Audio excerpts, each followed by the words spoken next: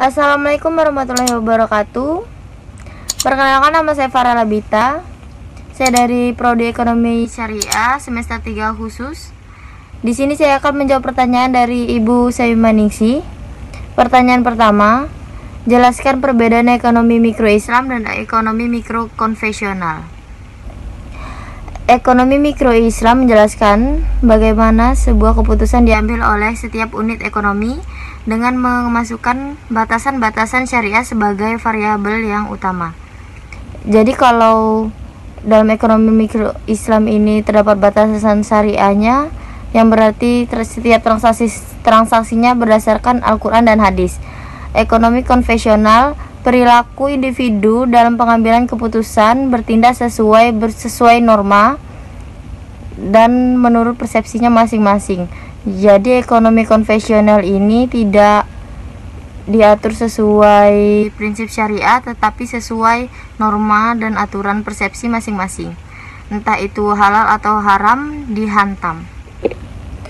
Pertanyaan kedua, jelaskan permasalahan ekonomi Islam dan ekonomi konvensional. Permasalahan ekonomi Islam vs ekonomi konvensional. Menurut ekonomi konvensional, kelangkaan terjadi akibat sumber daya yang terbatas, maka kemampuan memproduksi barang dan jasa terbatas, sedangkan keinginan manusia tidak terbatas. Menurut ekonomi konvensional, kelangkaan itu terjadi akibat sumber daya yang terbatas, sedangkan keinginan manusia tidak terbatas.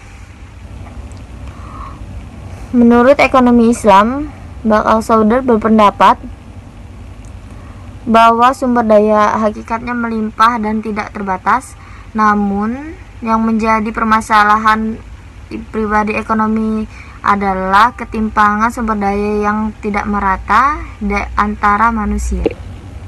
Pertanyaan ketiga, jelaskan nilai universal ekonomi. Yang pertama, tauhid. Tauhid yang berarti keesaan Allah. Allah itu Maha Esa, yang merupakan pondasi kita, yang tidak ada Tuhan yang patut kita sembah selain Allah Subhanahu wa taala. Dan yang kedua, adil. Adil yang berarti Allah Maha Adil atau tidak membeda-bedakan umat manusianya. Yang ketiga, nubuah atau kenabian, di mana Allah itu mengutus nabi dan rasul kepada manusia untuk memberikan ajaran apa yang telah disampaikan kepada nabi dan rasul. Kemudian Nabi menyampaikan kepada manusia sebagai petunjuk manusia agar berperilaku baik dan benar. Bahwasanya seorang pembisnis itu harus memiliki sifat seperti Nabi. 4.